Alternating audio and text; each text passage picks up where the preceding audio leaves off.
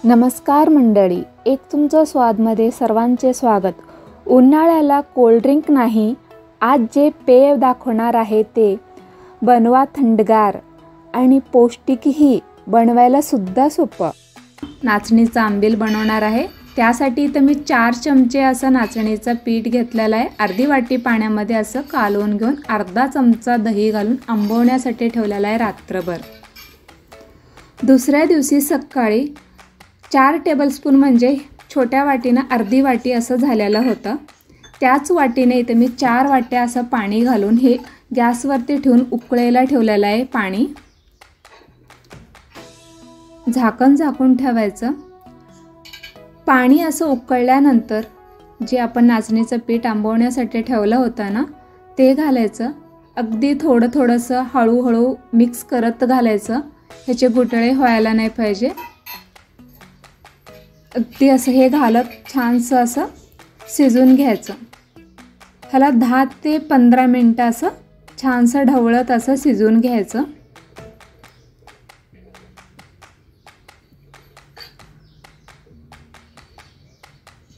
शिजून घेत असतानाच यामध्ये थोडंसं मीठ आणि अगदी थोडंसं अर्धा इंच अद्रकचा तुकडा, एक 4 लसणाच्या पाकळ्या अगदी बारीक असं खिसून घेतलेला आहे। ह्याचा टेस्ट खूपच छान लागतो यामध्ये।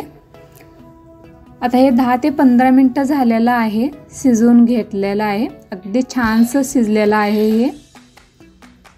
अगदी थोडंसं जाड घट्टसर झालेलं आहे हे।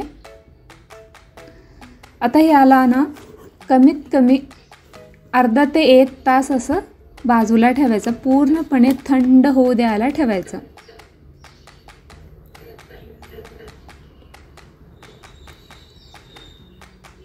आता मी ह्यासाठी ना वाटण तयार करून घेणार आहे। अर्धा चमचा जिरे छानसं बारीकसं वाटून घ्यायचं। यामध्ये काळा मीठ वापरायचं। तुम्ही वाटलेलं मीठ असलं तर तेही चालेल। माझ्याकडे अगदी छोटासा तुकडा होता काळा मिठाचा, हे वापरलं आहे। काळं मीठ खूप छान असतं, थंडगार असतं। 4-5 लसणाच्या पाकळ्या, अर्धा इंच अद्रकचा तुकडा, 5-6 पुदिन्याचे पानं आणि थोडीशी कोथिंबीर असं हाताने कट करून घेऊन ह्याला यामध्ये घालून आता हे बारीकसं वाटून घ्यायचं।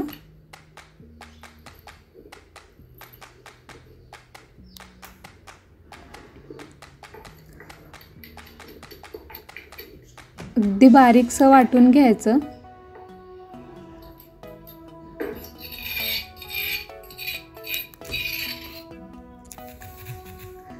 अशाच पद्धतीने वाटून घ्यायचं। इथे मी 2 वाटी दही आहे, ह्याचा आता मी ताक करून घेणार आहे। तुम्ही मिक्सरच्या भांडीमध्येही मिक्सरमधनंही फिरून घेऊ शकता। मी तर रवीनं हलवणार आहे यामध्ये। अगदी थोडंसं पाणी घालून ह्याला छानसं ताक करून घेणार आहे।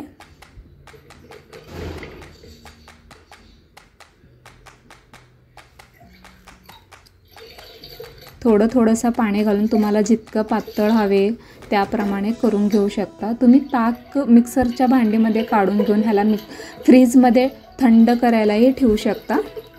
माझ्याकडे इथं ताजं दही होतं, त्यामुळे तेच वापरलेलं आहे।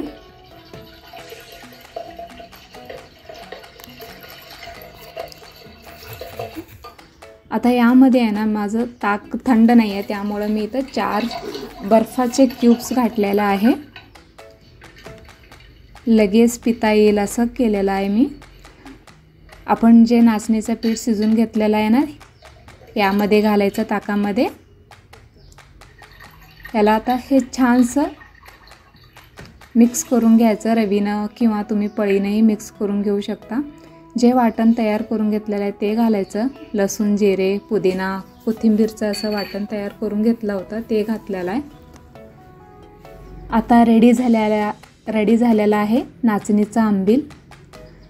नाचणी हे पौष्टिक असं आहे, उन्हाळ्यासाठी थंडगार असं आहे। नाचणी केव्हाही कधीही चांगलंच असतं शरीराला। चला मग आजची रेसिपी रेडी झालेली आहे, नाचणीचा आंबील। मंडळी, आजची रेसिपी कशी वाटली तुम्हाला कमेंट करून नक्की कळवा।